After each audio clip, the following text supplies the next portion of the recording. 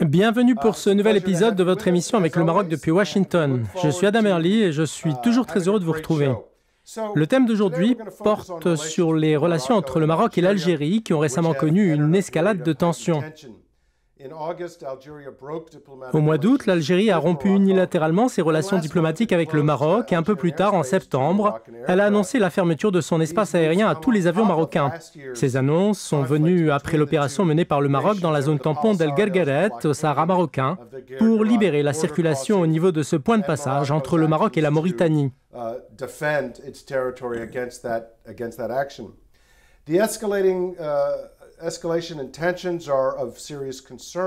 L'escalade des tensions entre les deux pays est source d'une grande inquiétude de la communauté internationale, car l'Algérie a annoncé la fermeture du gazoduc Maghreb-Europe qui traverse le Maroc et fournit du gaz à l'Europe. De plus, la détérioration de ces relations impacte négativement les efforts internationaux de lutte contre le terrorisme et le contrôle des migrations en Afrique du Nord et au Sahel, suscitant ainsi de réelles inquiétudes.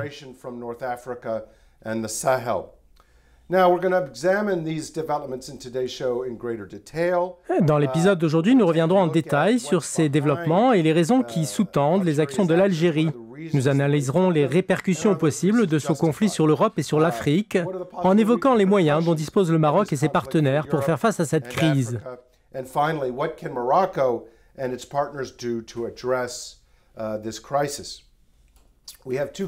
Pour débattre de ces questions et faire le point sur ce dossier, j'ai le plaisir d'accueillir aujourd'hui deux invités distingués. Le premier, Norman Rule, est un vétéran qui a servi pendant 34 ans à la CIA.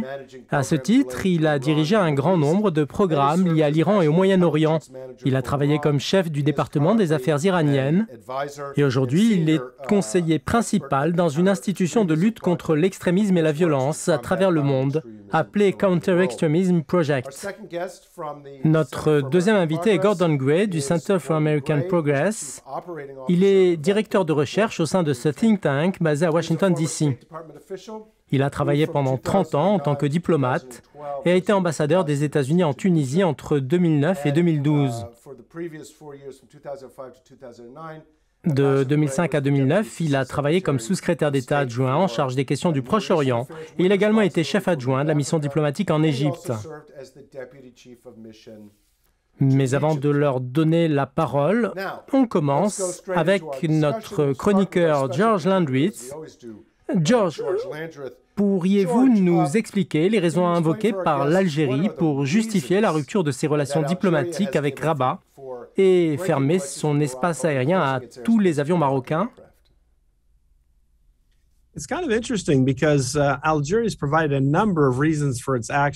C'est intéressant parce que l'Algérie a évoqué un certain nombre de raisons pour justifier ses actes, mais pour être honnête, cela semble plus artificiel que réel ou logique. Par exemple, l'Algérie accuse le Maroc de soutenir en sous-main des organisations terroristes. Elle accuse également le Royaume d'être impliqué dans la vague d'incendies de forêt qui ont frappé l'Algérie cet été. Et cette dernière n'a fourni aucune preuve. La vérité est que les incendies, comme nous en avons en Californie, se produisent presque chaque année à cause de plusieurs facteurs climatiques et naturels. En fait, le Maroc a proposé de fournir des Canadair pour lutter contre ces incendies, mais l'Algérie a refusé et a accusé le Maroc, ainsi d'ailleurs qu'Israël, de mener une campagne de déstabilisation et de désinformation contre son armée.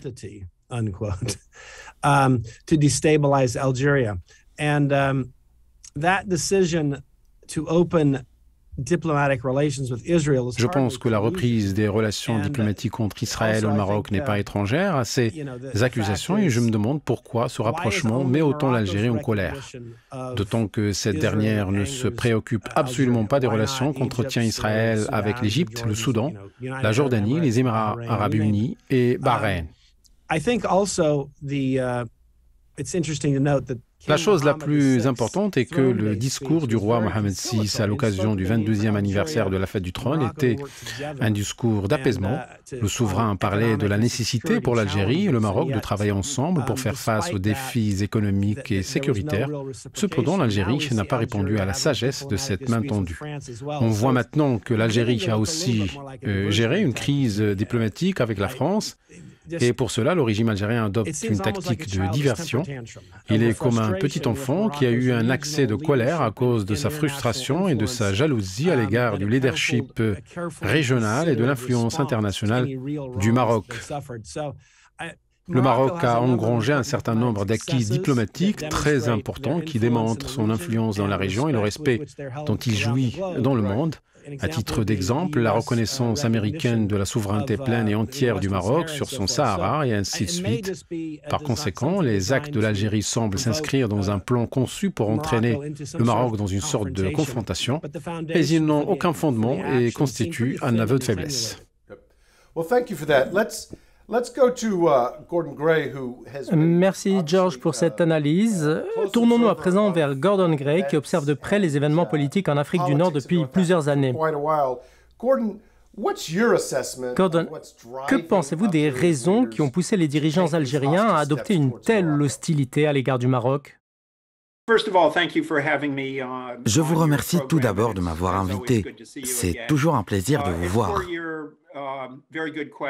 Quant à votre excellente question concernant les causes de l'escalade des tensions entre le Maroc et l'Algérie, je pense qu'il découle de deux facteurs, l'un d'origine interne et l'autre de dimension internationale.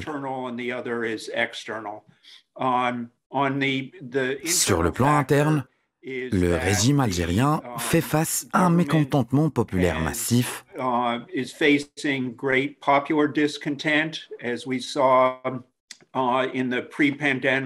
même si la pandémie de Covid-19 a permis d'étouffer momentanément les flammes de ces manifestations populaires, cela ne signifie pas l'extinction des ressentiments des Algériens à l'égard du régime, qu'il soit dû à la mauvaise gestion du pays, à la corruption ou la situation économique, car aucun de ces problèmes n'a été résolu.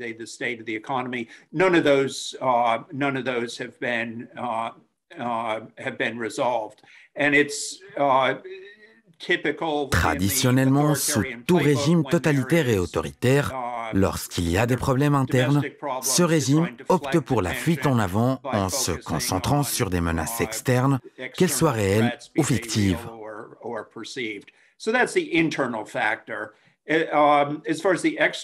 Voilà pour le facteur interne. Quant à la dimension internationale, je pense que l'accord conclu entre le Maroc et Israël, qui a conduit les États-Unis à reconnaître la souveraineté pleine et entière du Maroc sur son Sahara, a sidéré l'Algérie et elle a été totalement prise de court sur le plan diplomatique. Je pense que c'est une autre raison de ce regain d'hostilité.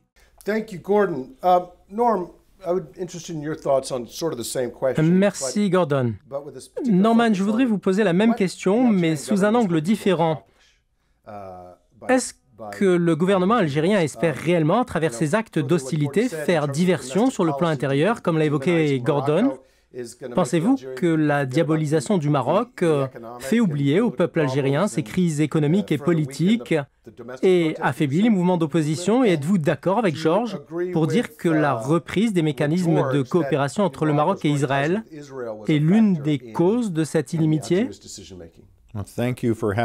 Adam, merci de me recevoir sur votre plateau. Je partage tout à fait le point de vue de Gordon Gray, car il est illusoire pour le régime algérien de croire que de telles mesures peuvent accroître sa popularité, quand on sait que les problèmes fondamentaux sont d'ordre purement économique en Algérie. On observe dans le pays un taux d'inflation très élevé. Cela se manifeste pour un certain nombre de produits, allant des denrées alimentaires de base au prix du carburant. Au cours des des 10 dernières années, ce taux d'inflation a entraîné une érosion massive du pouvoir d'achat du peuple algérien. Et la situation financière de l'Algérie se détériore encore davantage aujourd'hui avec l'érosion de ses réserves de change. Et on peut se demander pourquoi l'Algérie pense qu'une escalade des tensions avec le Maroc pourrait être une bonne chose. Il y a là beaucoup d'ambiguïté et je pense que sur le plan international, il ne suffit pas de recourir à l'hostilité de l'opinion publique algérienne contre Israël pour restaurer la popularité du régime qui est responsable de la mauvaise gestion économique. Enfin, en ce qui concerne le gazoduc, il est vrai que l'Algérie dit que la fourniture de gaz à l'Europe sera compensée par le gazoduc Medgaz, mais celui-ci est de moindre capacité pour un coût d'acheminement plus élevé, ce qui signifie moins de retours financiers pour l'Algérie à un moment où elle a un besoin urgent de revenus pour maintenir sa position économique. De ce fait, il n'est pas clair du tout pour moi que cette politique puisse profiter au peuple algérien. It's unclear as to how any of them would actually benefit the Algerian people at this time. Oui, c'est très intéressant. Et l'histoire récente de l'Algérie montre que le régime défend souvent ses propres intérêts au détriment de ceux du peuple algérien. Nous reviendrons tout à l'heure sur le sujet des gazoducs, mais je voudrais d'abord revenir et vous faire réagir sur ce que Georges disait à propos du Maroc, qui est devenu, au cours des dernières décennies, un acteur régional très actif et qui entretient des liens de plus en plus étroits avec les États-Unis, en précisant que les investissements marocains sur le continent africain sont en constante augmentation et que le Royaume a renoué avec Israël. Si l'on prend en compte tous ces aspects, du point de vue algérien, cette hostilité contre le Maroc peut s'expliquer comme une mesure défensive, dans le sens où l'Algérie se sent menacée par le rôle croissant du Maroc et essaie d'arrêter ou de ralentir cette dynamique. Nous écouterons votre réaction après une courte pause. Restez avec nous.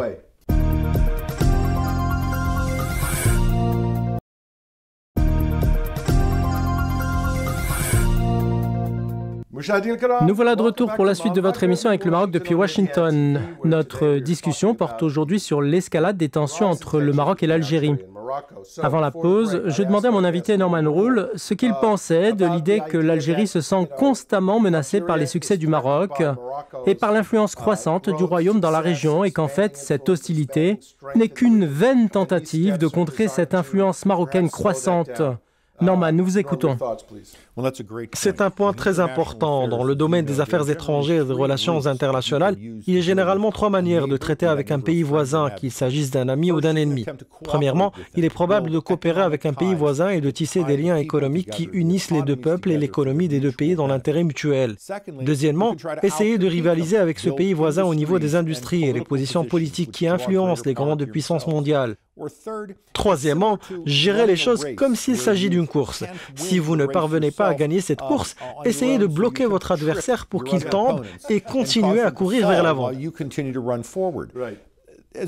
Quand on entend les déclarations politiques émises par l'Algérie sur la question des gazoducs et la retenue des revenus marocains, il semble ici que l'Algérie est parvenue à la conviction qu'elle ne peut jamais gagner la rivalité avec le Maroc.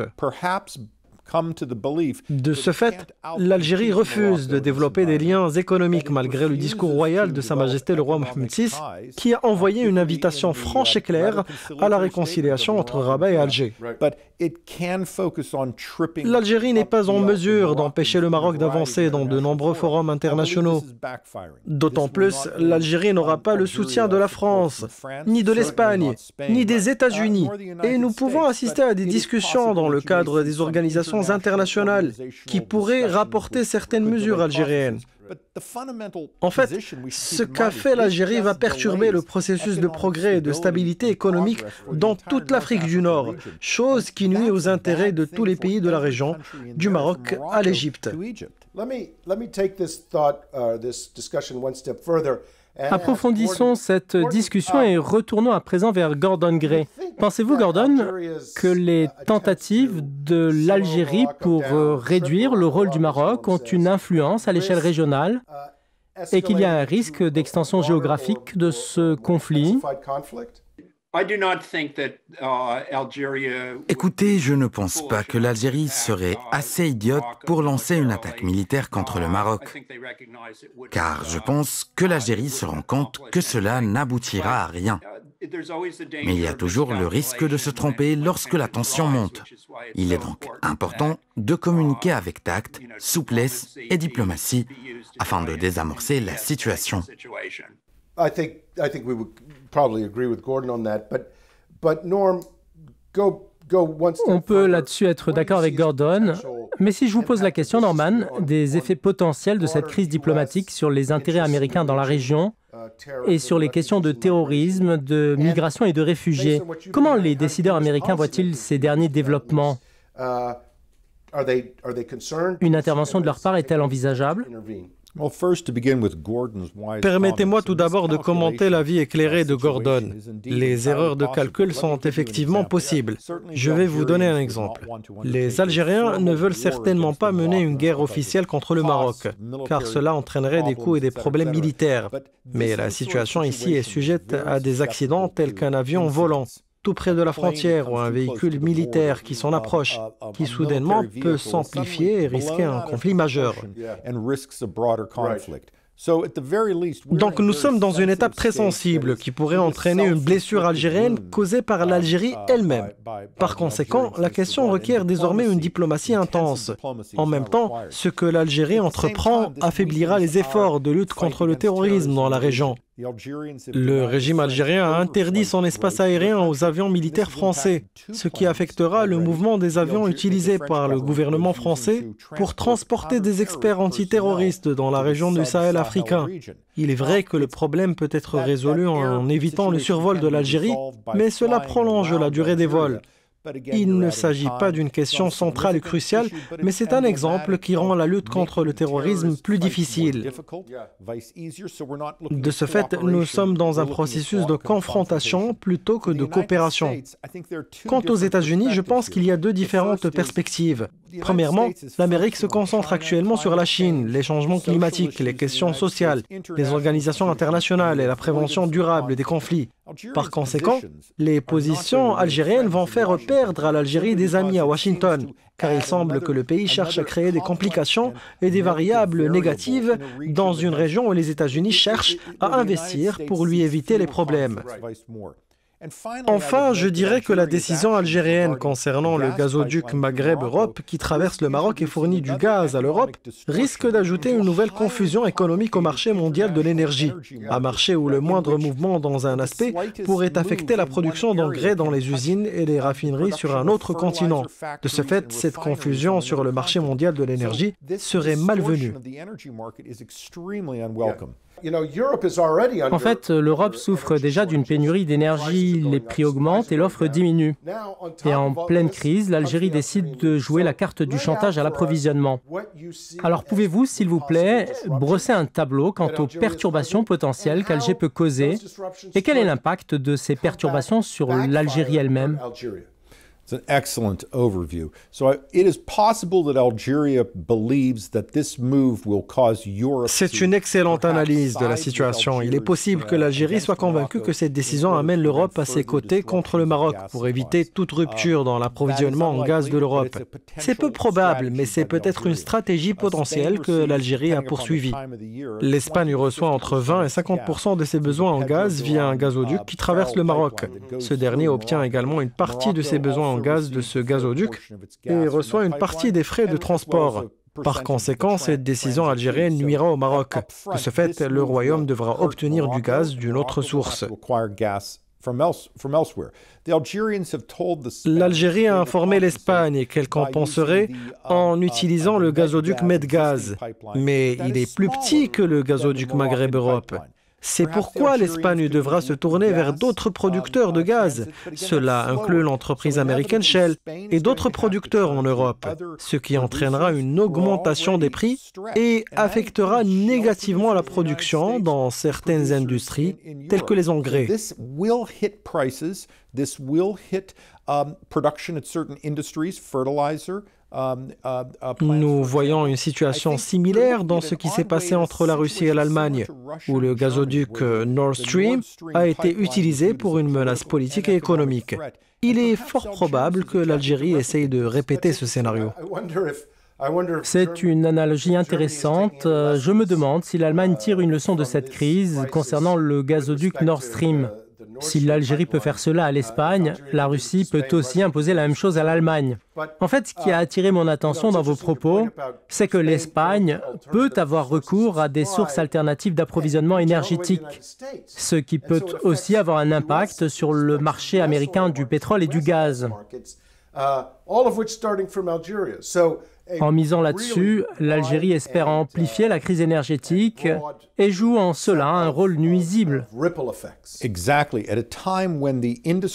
Justement, cela se produit à un moment où l'industrie souffre partout dans le monde d'une capacité de production réduite. Aux États-Unis, Shell est confronté aux conséquences d'investissements insuffisants. De même, le problème des pénuries d'équipements est exacerbé par des approvisionnements restreints. Ainsi, ce que l'Algérie est en train de faire, c'est nuire au monde à un moment où tous les pays ne veulent pas de cette confusion. Permettez-moi de revenir à nouveau vers Gordon. La réaction du Maroc à ces actes hostiles de l'Algérie a été caractérisée par la retenue. D'ailleurs, après le décès de l'ancien président Bouteflika, il y a quelques semaines, Sa Majesté le roi Mohamed VI a adressé un message de condoléances et de compassion aux membres de la famille de l'ancien président et au peuple algérien. Un message qui était plein d'émotions. Vous, en tant que diplomate chevronné, que pouvez-vous nous dire du Maroc quant à la gestion de cette crise pour la surmonter?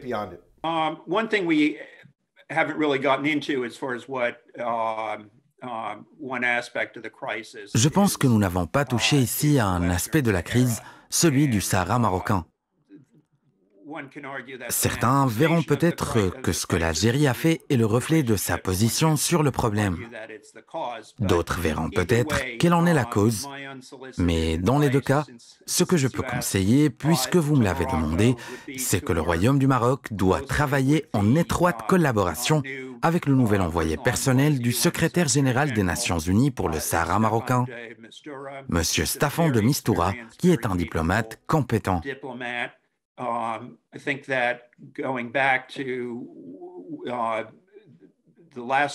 Si nous revenons à la dernière décennie, j'étais, comme vous avez mentionné au début, Adam, un sous-secrétaire d'État adjoint en charge des questions du Proche-Orient.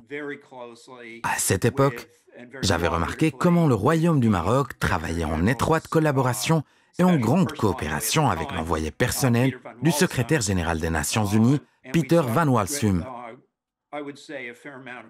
De même, j'ai vu beaucoup de progrès lorsque le Royaume du Maroc a présenté son initiative de large autonomie pour la région du Sahara, une initiative que les États-Unis ont soigneusement étudiée et qualifiée de sérieuse et crédible.